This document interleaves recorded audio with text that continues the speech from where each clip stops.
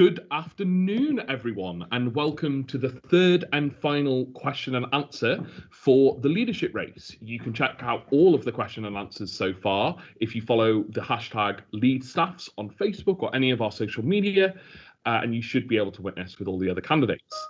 I'm Sabrina Jones, my pronouns are she, her, and I will be just here in the background as a facilitator today before I pass on to our student chair, who is Chris Steers, who has just come on camera now, perfect timing.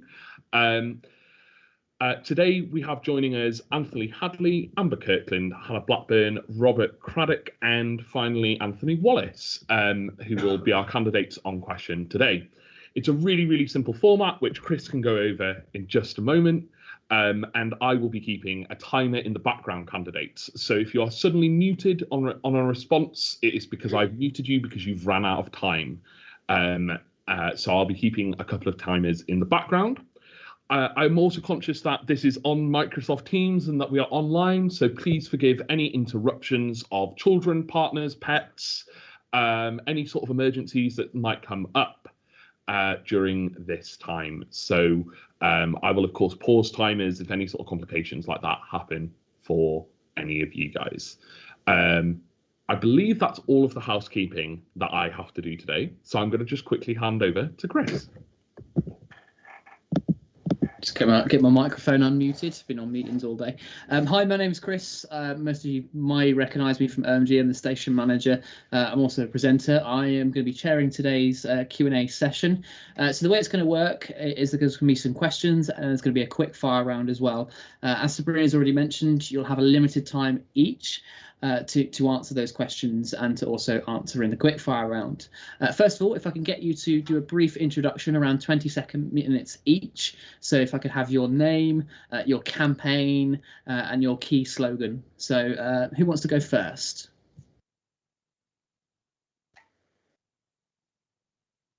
Okay, hi, I'm Anthony, he, him. I'm a PhD student developing disaster management training methods. I've been student staff for 3 years, served as course rep and department rep, founded and led multiple societies.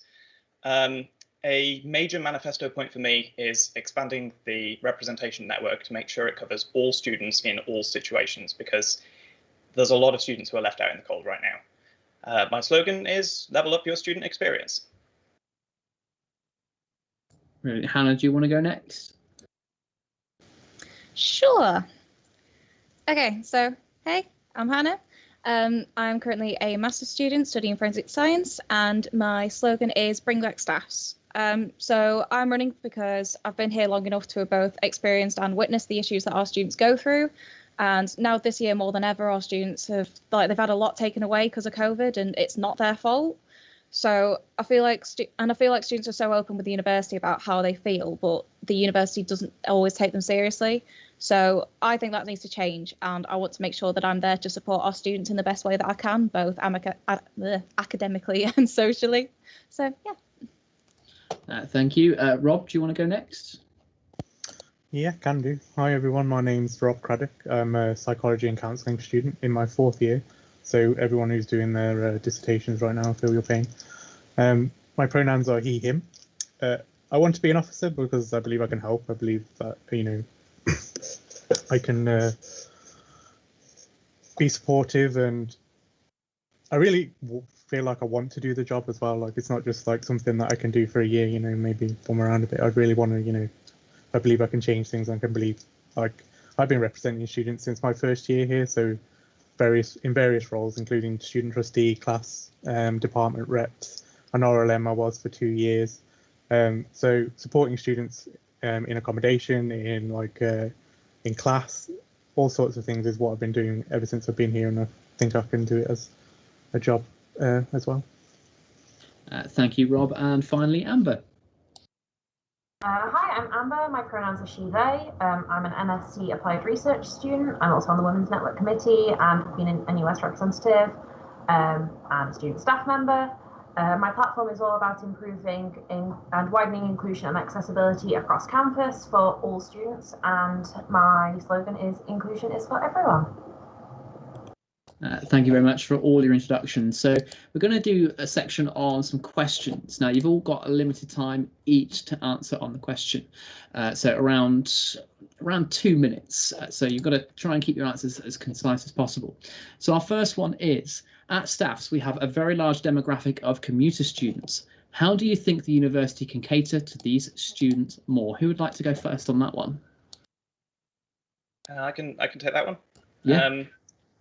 It's probably going to sound silly when someone says it out loud, but it's often overlooked that the problem commuting students face all tend to come from the fact that they have to commute. So the most important step we can take is to make sure that commuting is optional.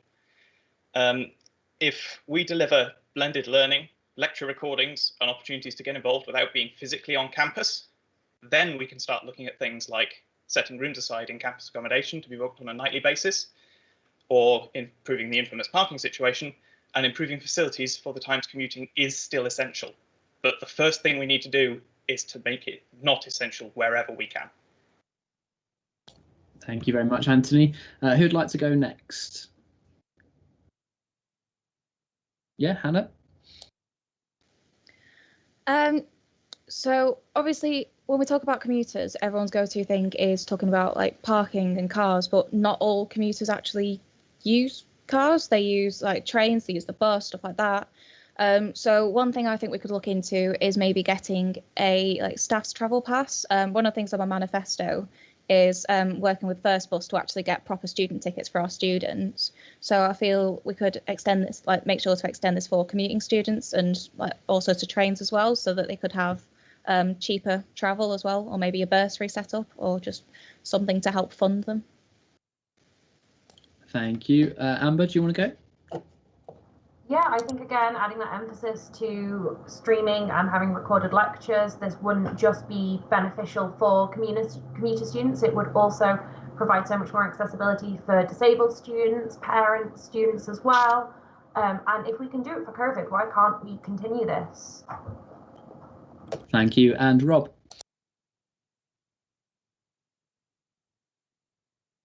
You're on mute, Rob.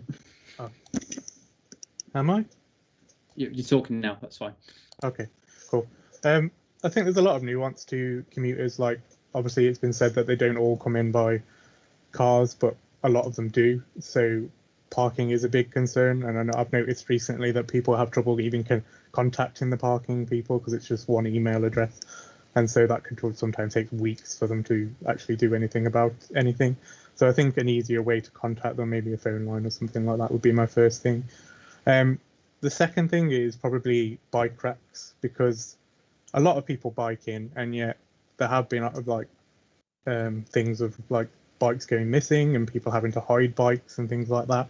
And it's just like, it's not acceptable really for people to have to hide bikes on campus. So a more secure like bike racks, and so people can go into a lesson and know that when they come back out that their bike is still going to be there so they can go home. So, Thank you, Rob. So our next question is this one. So how will you ensure that the feedback that students give their course leaders will change the course for their year and not just the years below them? So who'd like that one first? Hannah? So one of the issues with getting the course feedback is I think it's sent out too late. I know that it's always towards the end of, at least towards the end of a semester, which I think it's far too late for anything to actually get put in place. So I think if we introduce maybe regular feedback throughout the semester, so maybe once a month, something like that, so that lecturers and like course reps and stuff like that, they can actually get the feedback a lot sooner and put it into place as the year goes on, not just, oh yeah, we'll wait till the end of the year and just sort it in September. Brilliant, thank you. Who'd like to go next on this one? Anthony? So, as Hannah points out, course reps currently at least, only really tend to get involved when there is already a problem. If we were to set up a system whereby they have a regular, not necessarily a drop-in session, but something along those lines where their students just raise problems to them, not necessarily individually, but as a group. Unfortunately, not all courses have course reps. It's a voluntary position. People don't always volunteer. if you're watching the Q&A yesterday, Hugh mentioned one of my manifesto points, which is having redundant reps who, if there is no rep for a course, can take over if there's a problem. These would also cover students in courses that aren't eligible for course reps. I don't have a rep on my course. I can't have a rep on my course. With those, that allows that feedback to actually be acted upon and heard, because a lot of the time the problem is that it's not heard in the first place. Brilliant. Thank you, Anthony. Rob, did you want to add anything on that one? Yeah, can you hear me? I think with feedback, it's like I was a department rep for a while, and course reps are from all years, but you don't really get everyone from all years reporting back to a department rep. So that relationship between department and reps and course reps needs to be improved. Like a course rep needs to know that they can go to a department rep. They need to know who they are, how to contact them, and that sort of centralizes the feedback as well. So and then the department rep, who should go to sort of meetings like school meetings and stuff like that. So that's when all of LSE, for example, comes together, and then they can give that feedback to staff and the university. But the department reps need to attend those meetings, and course reps need to be able to feedback to department reps more regularly. And if you have more regular meetings and stuff like that, then feedback will be constant. It won't just be once every 2 or 3 months or something like that, and things can get changed more quickly. Thank you. And Amber? I think that something that is an issue when you give your feedback to your lecturers is that students don't really hear back from the lecturers after that point. So if there can be, lecturers actually talking to the students about how they plan on making that change and making sure that change actually is agreeable by students, I think is another important factor into the feedback, which often gets missed. Thank you. We've just had Anthony Wallace pop up as well, who's also running. I believe he's had some Wi-Fi issues. So, Anthony, did you just want to do a brief introduction, and then I'll just remind you of the question? Yeah, no worries. Can everyone hear me, yeah? Amazing. Sorry about that. I've had some real issues getting back on physio and the internet and stuff. Yeah, I'm Anthony Wallace. I'm one of your vice presidents for this current year. Thank you very much for voting me in. Hopefully you'll vote me in again. But yeah, can you just remind me of the question there, please, Chris, so I can jump in? Yeah, so it was about feedback affecting your current year rather than the years below you on your course. So if you were to give feedback on the course, will it affect you want it to affect your current year rather than the years below you? So how would you change that so it affects the current year? I think that's what's I kind of sort of been able to hear what everyone else has sort of said, and it really is about having that monthly feedback. What's going on with the feedback we're giving you, and is anything being actioned right now? And if anything can't be actioned right now, can we at least have an explanation of why it hasn't been or we can't implement it for right now? And I think there's a lot of issues. What people forget is that modules are agreed upon generally a whole year before going into the next current year. So they can't simply in the midway through, when that's the 40 or 60 credits you're going to be getting for one specific module in one term, they can't on whim sometimes be able to change it. Sometimes there's some flexibility with that, but a lot of the time you can't. So I think it's a really tough question really in terms of how do we get our feedback to affect the current year where there's issues. But I actually think if there are any major issues in terms of say you have an issue with the course. I know I did game design program and there's a couple of things here or there in terms of junior and senior going into COVID, and we had to assess a couple of things and change a couple of things, and they are quite open to, if the situation dictates it, they will be open to changing it, and they'll go through a bunch of meetings themselves as university teachers. They'll go to their heads, and they'll discuss it and go, okay, we're allowing that to happen. But I think you're right. I think the only real thing we can do is just try and provide regular feedback on those courses. But I think it's really hard to ask the university to then be able to allow that to affect your current year, because they just simply can't do it in terms of the credits and being signed off and accessible for that year. That's why it's always the previous year that benefit from that. But then again, that also, I must add, adds emphasis to why we have course reps and why we have department reps, help feeding that information back to help constantly improve the cogs that happen at the university. Does that make sense? So, it all sort of feeds into one another. But I think you're right. I think if we could at least have the opportunity to discuss it, and then have the opportunity to have an explanation of why it hasn't been implemented this year, or why it can't potentially be implemented this year, then I think that's enough, because at least then the students are being heard, which is the key thing really. Thank you for that. So our next question is about you and your qualities. So what are the most 3 important qualities in you as a leader? So what 3 most important things do you think would make you good as a leader? So who'd like to go first on that one? Again, keep your answers as brief as possible, because we've only got 2 minutes each. So who'd like to go first? I'll jump in if you want. Yeah, if you want to go, Anthony. What makes me 3 good qualities as a leader? Well, I've sort of done it as a lot in the leadership position for a few years, with being ex-army and stuff like that. Now it's a little bit different style of leadership here at the union, and I think, and if anything I've learned in the last year, is how to be able to use that, shall we say, wisely and effectively, which is quite difficult. So I'd say my 3 qualities would be: I'm willing to listen, I never jump the gun if I can, and I look people in the eye and tell them what he's doing. This is like my big key quality, I'd say. I think anyone would probably account for that as well, to be honest. So yeah. Brilliant, thank you, Anthony. Who'd like to go next? Rob? Yeah, I think that people who they are and their values and stuff are going to inform what decisions they make. So things are going to come up next year that no one's going to have a plan for, no one's going to know what to do, and their values are going to inform their behaviour and how they're going to react to certain situations. So if I've put on my manifesto already, like, my 3 main values, which are fairness, equality, and honesty. Like, I believe in everyone getting a fair shot at things. I believe people should be treated like human beings, regardless of who they are, and I think it's important to be honest and genuine with people, like, of what I can and can't do. Like, I'm not going to promise the earth. I can only promise that I will try. And I think that is important for people to sort of take on board. And it's also important, honesty is important, because it's about taking responsibility for your own actions as well. So it's not just about like, oh yeah, I did this, but there was this and this happening, and it wasn't really my fault. Well, you did it in the first place. So it's all about taking responsibility for those actions and being held accountable, which I think, like, all officers should be held accountable for what they do, and I hope to be next year if you pick you. Thank you, Rob. Amber, do you want to go next? Yeah, so the 3 I would say was experience. I have a lot of experience in this kind of role, whether that's being on the Women's Network Committee or an NUS representative.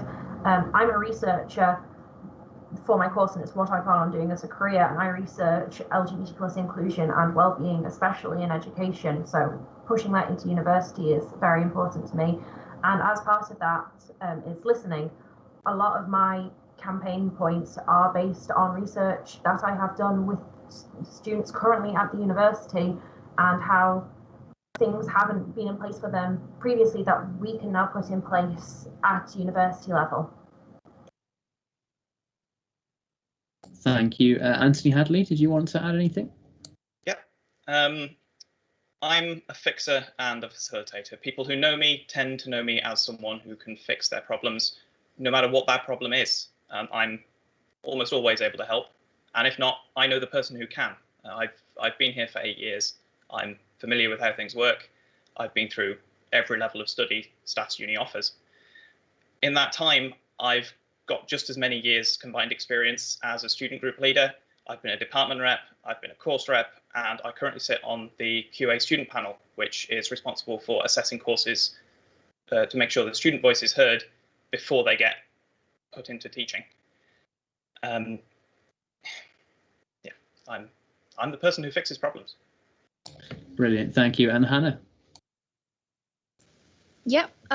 So first thing is your actual actions. So, for example, for the past few years I've been at uni, I have done everything I can to help other students, like even before I even considered running in the race. So when both times the halls have been evacuated, I've been there, I've been helping out, I've got my hands dirty. Second thing is morals. So knowing what's the right thing for students, knowing what they want, what they need, and I'm willing to fight for it. It's the reason why I want to run. And then the most important thing to me is I feel like I'm a really approachable person. as an officer, you need to be that friendly face. Like, your face is literally on the side of the building. You need to be the friendly face of the union. Every single year I've been there. I've welcomed new students because I've been on committees. I've been on 4 different committees for societies. So I've had to be there and welcome the new students, make sure they feel comfortable. I've welcomed new staff at LRV, made sure they feel comfortable, and if they have any issues, I always say, come to me. I don't shout, I just help fix. Yeah, that's me. Thank you. Now this next one is about current union campaigns. So what is a current union / university program / activity that we're running, such as Green Week, Ask Andrew, Speak Week? So what would you do to try and implement a campaign, something similar? What is there, something close to you that you think we should be running? So who'd like to take that one first? Amber? So something that Tuesday implemented was having period products accessible in the toilets. Now, these are only actually accessible in some of the union toilets, so I would like to expand on that to get them across more toilets that are in various different buildings as well, not just venues, but also across the men's toilets and disabled toilets as well, as I think that is somewhere it's lacking. Trans men, non-binary students and disabled students all deserve access to these products the same as women do. And I think that's something that can really be improved on, and it's something that I would like to work on. Brilliant. Hannah, did you want to add anything there? So there's a couple of things that are already in place that I would like to build on. So, for example, the Teen TV campaign, it's not really been able to run so much this year because obviously COVID. But last year it was started by that officers team. First of all, I want to extend that to societies because obviously with a different name, because I feel they need that exposure as well, and I feel like that would help them. I also want to bring in my own campaigns as well. For starters, my personal passion is student safety, and so one of the campaigns I want to bring in is a system I've come up with called the Walk Me Home system, which is where if you feel unsafe walking home after dark, say you've pulled a late night at the library, all you need to do is contact the number, and 2 members of staff will come meet you at your location and walk you home safely. And I've already been in contact with Simon Stone to make sure this was possible. And not only is it possible, but if I get in, he would love to work with me on it. So. Brilliant. Thank you. Anyone else want to add anything to this? Anthony Hadley? So one of the campaigns that was run this year was actually Ant Here's baby, was the wellness days. Those are a great start in easing stress and depression, but they're a great start for neurotypical students, and unfortunately there's not much they can do to help neurodivergent students. I found I was neurodivergent just this year, and the support structures that are in place don't really help with that. So I want to build on what we have already to have a similar scheme to help neurodivergent students that's led by neurodivergent students who know what support is needed and can offer it more easily. Thank you. Rob, did you want to add anything? Yeah, I think a big thing for me this year is I felt like I've missed out on a lot in the past year and the year before that, and I feel like a lot of students feel like that loss, and it is grief, and it's not just reserved for like when people die and things like that. You can grieve out anything, and we've had that loss of time and loss of being able to see friends and family and all that sort of thing. And I think those students, it's a disservice to them to say like, oh, you've missed that chance, I'm sorry, like it wasn't your fault, but you can't do any of that stuff. So what I would like to do is do an event scheme that brings both graduates and undergrads that have missed opportunities in the pandemic years to come back and experience some of the things they might have missed. So for the practical courses, they might have like conference and award shows and stuff like that, so they can exhibit their work. They might get people in from industry who they can network with and sort of contact, and there could be employment opportunities, that sort of thing. And even like sort of class reunions, so for social support and stuff like that, so people can say goodbye and catch up with things, because there's a lot of sort of stuff that hasn't been resolved, I think, for people, and I think that resolving of stuff and being able to sort of take part in those opportunities is going to be a big thing for people, and to be able to move on. So that's what I'd like to do. Thank you. And last, we got Ant. Yeah, so some of you may already know from my manifestos from last year and some of them from this year, but they're very much similar. There's a couple of tweaks here or there because some things have been able to be worked on, some things haven't. Now, I'm obviously never going to give up my baby. You're right, Anthony. It's a big deal. I pushed really hard this year to try and get what I call, it's a mental health lounge, but essentially without mental health label, it's called a Rest and Reset Lounge, which is a chance for students to come, chill, relax, grab a brew, and if you need some help, there is at least a well-being facilitator there who can either direct you in the right place, or there's even a nurse on site to talk to. I haven't been able to get that fully off the ground. I've had a couple of sessions be relatively successful, so I want to make sure that if I was to get in this year, I finish what I started and make sure that the university are lobbied to just actually provide this as a permanent facility. Now, I've already actually been in discussions with the exec about this. They are fully aware that I intend to push that to some degree. How that will look, I don't know. But I'm only going to find out if I'm still here. So that's one of them. And the second one is in a post-COVID environment, essentially, we need as many skills as we possibly can get. So I'm pushing something called Creativity Sales, which is the opportunity to have some business or entrepreneurial experience, whether you're selling hobbies or whether you're selling courseware or whether you're selling, handmade bags or fashion. It doesn't really matter what it is, but the opportunity is that anyone who has those sort of skills and want to really explore how they'd go about trying to learn how to brand themselves and get themselves out there, you'd get those opportunities to be able to do so. Because I feel like, considering we're in Stoke and, we're literally the king of pottery at one point back in the golden age, it's just died down. And it's like, if this is what Staffordshire was built on, why are we still not trying to utilize those skills and those talents and, what bringing that inheritance back and really utilizing it as a university, I think it would be really ideal. So I think for me, it's making sure that gets off the ground. And, even if I don't get in this year, if it's not something someone picks up next year, I think you're really missing an opportunity there to bring a bit of vibrancy and a bit of opportunity there for people to go into the real world with post-COVID, extra skills that you just wouldn't have had otherwise.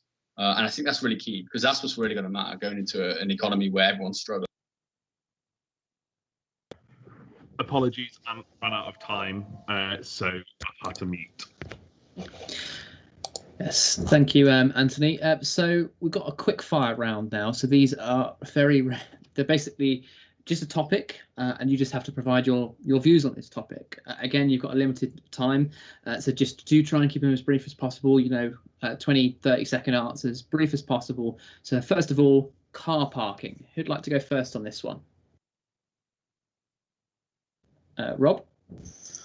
I think I've already talked about parking, but I was one of the people who sort of pushed for student parking on campus when the university said they were going to get rid of it. I do think there needs to be more parking. I do think, again, that it needs to be easier to contact people, but I also think it needs to be easier for people to commute without cars. So whether that might be by train, bikes, as I've already mentioned, bus, or anything like that, just make small improvements that make things a lot easier for people. Hannah? So there's only so much you can do with that car parking space on campus because we're meant to be a green campus, so we can't just get rid of all the sports fields to make room for cars. It's not as easy as that. So I think we should maybe be looking for external sources, external partnerships. So for example, right across the train station, there's a big car park there and I rarely see it full. So we could potentially look into making a partnership with them so that students can be allowed to park there if they have a permit, rather than trying to, build on our campus and ruin our lovely green spaces. I think that'd be a better approach. Anthony Hadley, did you want anything to add on this? Yeah, like I mentioned earlier with, I think, the first question, the biggest way to reduce congestion on car parks is to reduce the need for cars to be on campus. So making a physical presence on campus as optional as possible. Beyond that, communication with the parking department is a nightmare, as is pointed out by, I think, pretty much every officer candidate I've met and talked to. And it's more expensive than it needs to be as well. And all of these should be relatively easy problems to address, hopefully. Thank you. Anthony Wallace, do you want to add anything? It's hard to really add anything when everyone's saying what everyone else is already thinking. I think that's something that makes this quite a difficult question. But I think I'm with Hannah on this in terms of your best approach and the best of both worlds. We do have a college right next door. I really see that full, and we do have the post office right there, and we rarely see that full. But I just want to actually just quickly remind everyone that like Nottingham is one of the biggest universities in the country. They don't have any parking at all.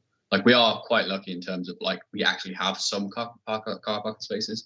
Granted, it might be a bit pricey, or granted, sometimes it might be full, but it's just to remind people we do have it. It's just not ideal, I think, is the issue. But hey ho, I think the best approach is probably similar to what Hannah said. I think it's just finding those extra areas we can park up and try and utilize and try and do it in a potentially sustainable way, because that's really what everyone wants to try and strive for going forward in the next 10 years. Thank you. And Amber? I think something that hasn't actually been touched on much is that within parking, there's issues with disabled parking access.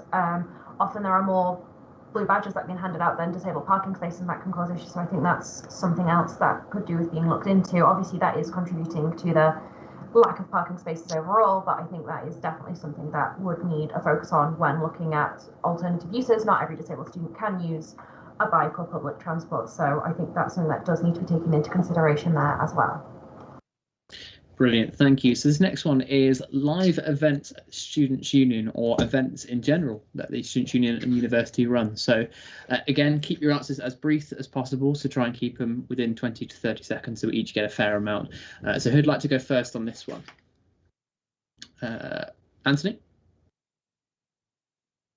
Yeah, I think I've been trying to push for this for the last year and a half anyway, but we need some bigger sport events in terms of the summer, or some bigger events over the summer anyway. We have a lot of business in the university over the summer where we utilize a lot of like young high school students. They come in, they have a bit of a university experience. But I think we can really utilize having some more partnership events in terms of partnership colleges coming in and trying to get a bit of an experience on campus and a bit of an experience lifestyle. I think we're slowly moving to that anyway.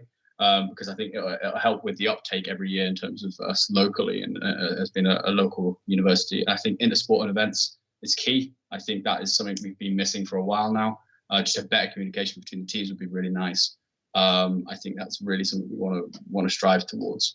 But yeah, they're kind of like my main two things that I want to really push on. So brilliant, thank you. Who'd like to go next? Hannah? Okay, so I actually have a couple of events that I want to bring in as part of my manifesto, so I'm really excited. So one of them is an event for sports groups, societies, clubs, anyone.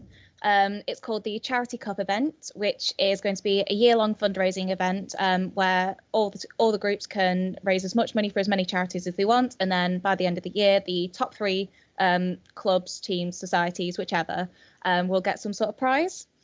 And then another one is I want to introduce a sports day in semester 3 as kind of a like kickback, relaxing after all the assignments and exam season's done. I want to call it a back to school sports day. So it's going to have loads of like different activities like tug of war, welly throwing, like hula hooping, going to have inflatables, like a big event.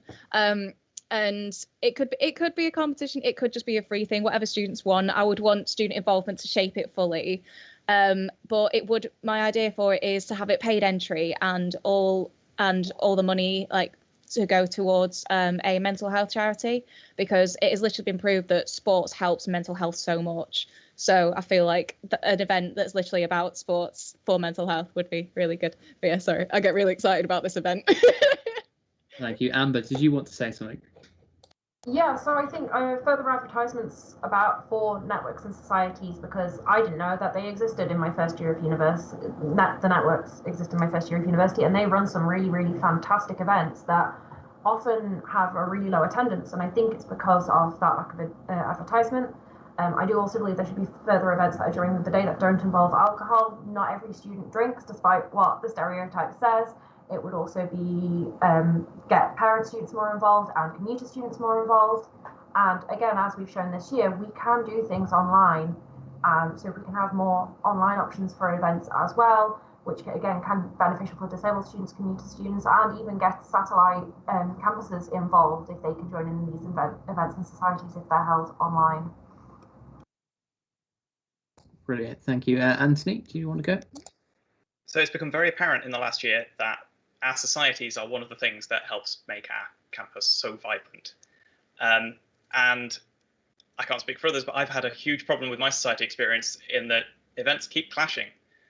Helping societies to work together to timetable events would really help prevent that and give us a much greater variety. And we can encourage them to run more events on weekends as well, because there's not a huge amount of that.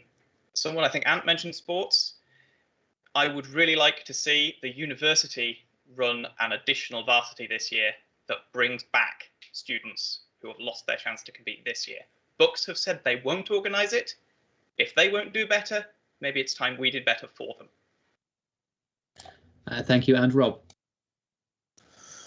I think I agree with most of what everyone said, really, and I think that a lot of events at the moment are sort of not aimed for the sort of mature students and like diverse interests and stuff like that. Not everything is about club nights. Obviously, they need to continue because some people enjoy them, but I think there needs to be emphasis on other things. Like one of the most enjoyable events I went to during my time here was when a comedian was on in LRV, and it's not happened again since. And I'm just wondering why that is. You know, it was a really enjoyable event that people could go to.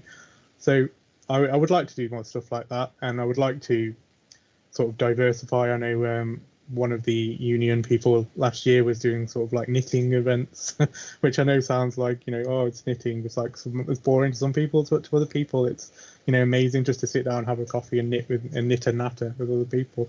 So I would like to do more stuff like that, you know, and maybe work with Hannah on her sports day, because you could bring in the mature students and their children, and they could have a little mini sports day as well around that. So I think it's just about being inclusive, really, and making sure there's something for everybody.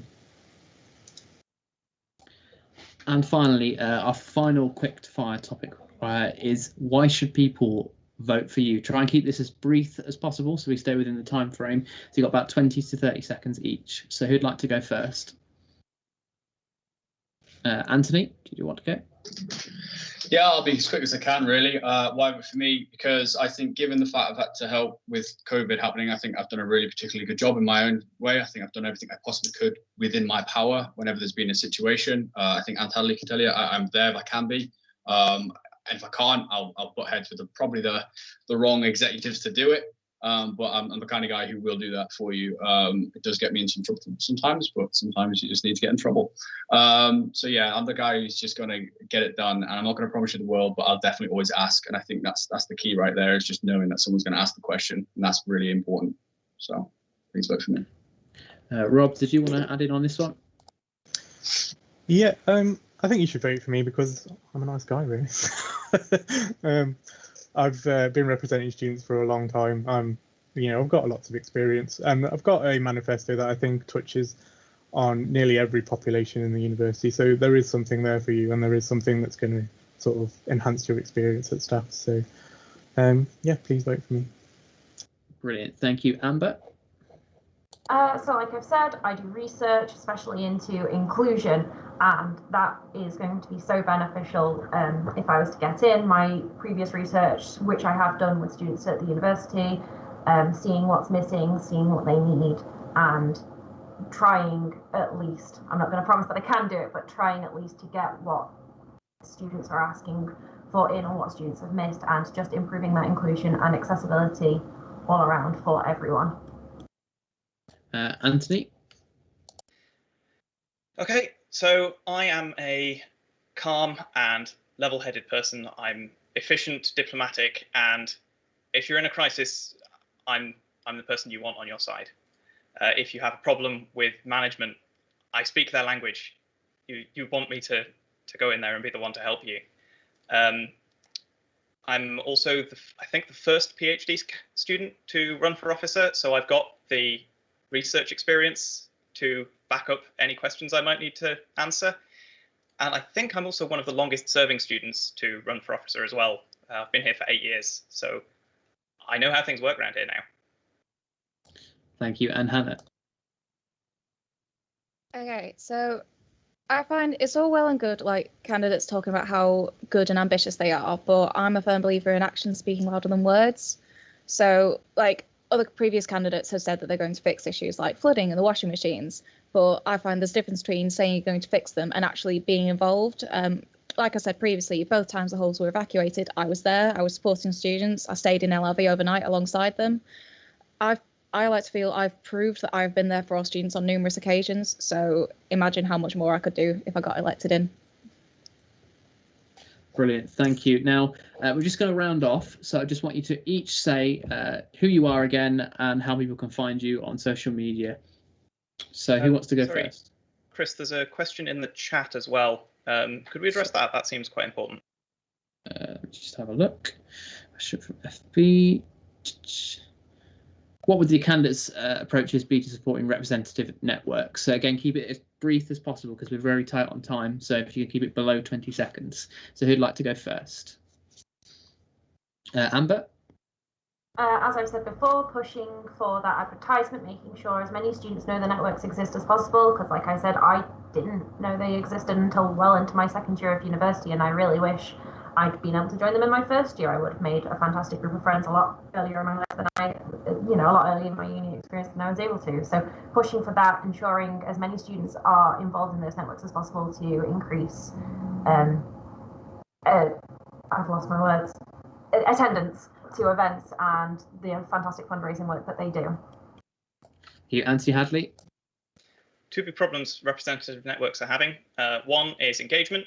I think the last time I checked on the International Students Network, it had all of 5 members. A lot of networks serve students who are part of a demographic. The union knows who is in that demographic. We don't need membership of a network to be voluntary. We can have mailing lists that serve every student to fit that demographic if we need to, and that could increase engagement massively. The other is lumping different groups of students together into the same network. If I remember correctly, international is lumped in with commuters, but more importantly, mature is linked in with parents and carers. I think everyone in this call is a mature student. None of us are parents, so far as I'm aware, and NPCN is focused very tightly on parent students, which leaves the rest of us out a little bit. Thank you. Hannah, did you have anything to add? Yeah, I've got a few things that I want to do with representative networks. So first of all, I want to encourage actual committees to be involved, because as far as I'm aware, the only representative network that has a committee is LGBT. Oh, sorry, Amber, I'm so sorry. And Women's Network, I am so sorry. So I want to encourage, but not enough do. So I want to encourage the development of the representative network committees, of their pages, get more information out there so that the networks can actually do more. I want to work with them to bring in more speakers so we can get more education on their topics, so that more people can learn about what the networks go through, what the networks are about, things like that. And I also want to work with specifically LGBT network to create an ally program, because I know that they've done talks before. I know they've done talks about it before, but I know I personally want to become an ally, but I feel like I am not educated enough in that subject. So I would love the help, and I know other students would as well. So, and Amber, again, I'm very, very sorry.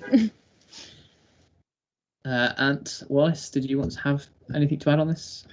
Yeah, so I'm going to just quickly put it out there. I don't know if you know this, but when you get in as an officer, you delegate your network representatives, and whatever's basically more where you are, you end up getting assigned to those networks. Mine just happens to be Mature Parent and Care Network. The things I've done this year to support them is I've constantly put out video content. Rob, anyone who's in this group will know, constantly putting stuff out in terms of trying to help parent and carers with their children. And I'm like I said, I'm constantly trying to keep them updated. I've always got a bi-weekly meeting with them if I can. If anyone needs any issues, I try and get it resolved. And regs this year was incredibly important, COVID, so I was all over that as well. But I just want to put it out there. I know Anne said something about mature and parent care. I asked the same question when I got in, and the truth is, it's just manpower. It's just manpower. We just don't have the capacity as a union to be able to stretch out that thin and then be able to manage everything at the same time. So we just put it all together in terms of helps delegate. And if there is any particular issues that come up with mature parent and carers, we're there, and they have that platform where they can get in touch with us if it's very specific to them. And Rob. I find with networks that sometimes they've got the perception that they're very sort of cliquey, and some people don't want to join them because they already feel like it's been formed already, and they'll be entering a new group of people and they don't really know who's there and stuff like that. So I'd like to make them more sort of accessible and where people can actually meet the committee and depending on the members and sort of get to know them properly in sort of like an event situation or whatever. And so like that makes it easier for them to feel like, yes, I can join this group, rather than feeling like they're looking from the outside in. I also would like to fully push the accommodations network this year, because it was something I helped create last year, but I haven't really been able to do much with it this year. The accommodations network is basically for students in accommodation and helping support them with like things that may come up with their landlord or rent or stuff like that. And I feel like that's like especially sort of relevant now with like the pandemic and how much students have had to pay for places that they're not living in. So I think they can do a lot of sort of campaigning and support around that as well.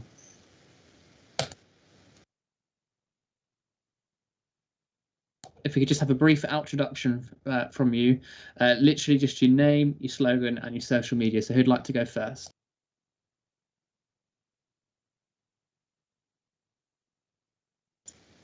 I don't mind going first. Yeah, Rob, you can go first. My name's Rob Craddick, obviously. I've got Facebook and Twitter. You can find me on there, vote Rob Craddick. And my slogan is vote for Trevor because he is mint. Amber, did you want to go next? Yeah, so you can find me on Facebook. Don't be shy. Send me a friend request.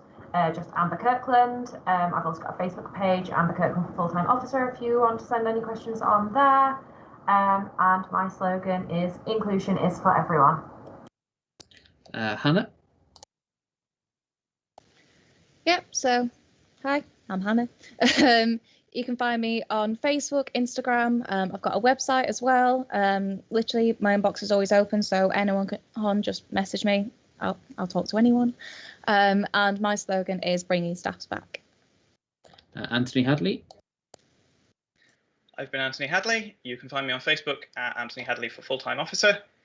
And my slogan is level up your student experience. And Anthony Wallace. Hi, I'm Anthony Wallace, your current Vice President. You can find me on Facebook at @President, and my slogan is #Your Voice, Your Choice. Brilliant. Thank you to all our panelists. And again, thank you to Student Voice for facilitating this as well. If you want to find out more about the leadership race, head to staffsunion.com, follow the links to representing you, and you can find all the key dates. I'm now going to hand you back to Sabrina. I've been Chris Steers. And yeah, go out and vote next week. Absolutely. Yeah, just to echo what Chris has said, a huge thanks for his chairing of all three events. A really, really high professional standard. We've been very, very lucky to have Chris. And obviously a virtual round of applause. Just as a reminder, voting will be open from 10 a.m. and to midnight from the 26th to the 28th of April. That is open at www.staffsunion.com/leadership race. And yeah, a huge thanks to Sarah, who's helped out with all of our streams from our student staff. I've been Sabrina from your Student Voice team. And yeah, make sure to go out and vote and #lead staffs next week.